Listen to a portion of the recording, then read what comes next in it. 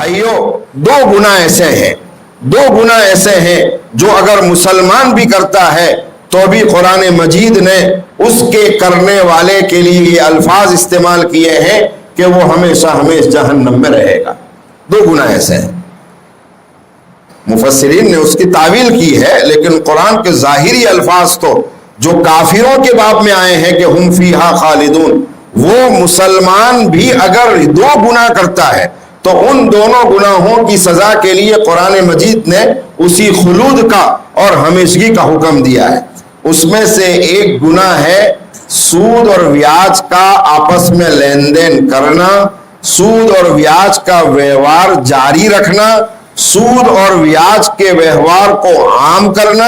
اور سود اور بیاج کے ویوہار سے اپنے گھر میں فریز، اپنے گھر میں واشنگ مشین، اپنے گھر میں ٹیلی ویژن، اپنے گھر میں اے سی، یا اپنے گھر میں قائم ہونے والا کوئی بھی پروگرام ان ویوہاروں سے کریں، یا اور ان پیسوں سے اپنی تجارت کو بڑھائیں، یا بیاج کے پیسوں سے کوئی بھی اس طرح کا کام کریں۔ ایسا کام کرنے والا، لینے اور دینے والا، اس کی رہبری کرنے والا، اس میں تعاون کرنے والا، سب کے لیے قرآن مجید نے فرمایا ہے الذین یأکلون الربا لا یقومون الا کما یقوم الذی یتخبطہ الشیطان من المس۔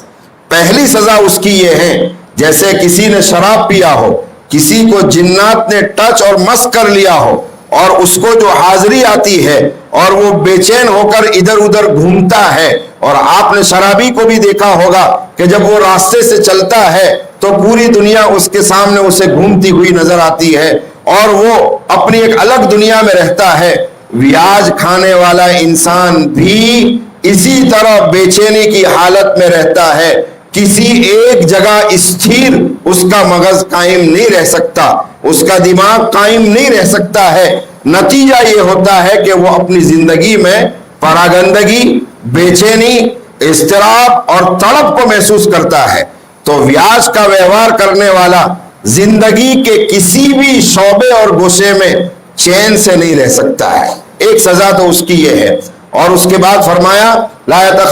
الذین یأکلون الربا لا یقومون الا کما یقوم الذی یتخبطہ الشیطان من المس ذلک بانہم قالوا انما البیع مثل الربا واحل اللہ البیع وحرم الربا فمن جاءہ موعظۃ من ربہ فانتہى فلہ ما سلف وامرہ الی اللہ۔ اس کے بعد فرمایا ومن عاد فاولئک اصحاب النار، کہ بیاج کی حرمت، بیاج کے بارے میں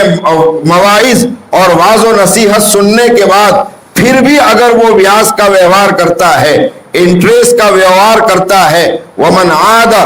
جو اس طرح دوبارہ کاروبار کی طرف لوٹتا ہے بیاج والے، فاولئک اصحاب النار۔ قرآن مجید فرماتا ہے کہ ایسے لوگ جو بیاج کا ویوہار کرتے کراتے یا رہبری کرتے ہیں یا اس کے اوپر تعاون کرتے ہیں، وہ لوگ جہنمی ہیں۔ قرآن اس پر خاموش نہیں ہوا، بلکہ آگے فرمایا ہم فیہا خالدون، جہنم میں ہمیشہ رہیں گے۔ قرآن کافروں کے باب میں یہ طرز اختیار کرتا ہے، قرآن خدا کے باغیوں کے لیے یہ گویا کہ طرز اور طریقہ اپناتا ہے، لیکن یہاں بیاج کو کرنے والے کے لیے، بیاج کا ویوہار کرنے والے کے لیے قرآن نے کہہ دیا کہ جہنمی ہے اور ہم فیہا خالدون، اور جہنم میں ہمیشہ رہیں گے۔ اللہ ایسے لوگوں کو جہنم میں بھیجنے سے پہلے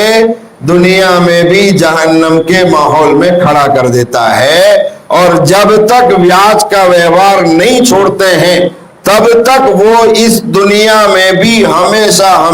کا دکھ اٹھانے والے، درد اٹھانے والے اور تکلیف اٹھانے والے بن کر زندگی گزارتے ہیں، اور قبر میں پہنچنے کے ساتھ بھی یہ سزا ان کے ساتھ شروع ہو جاتی ہے۔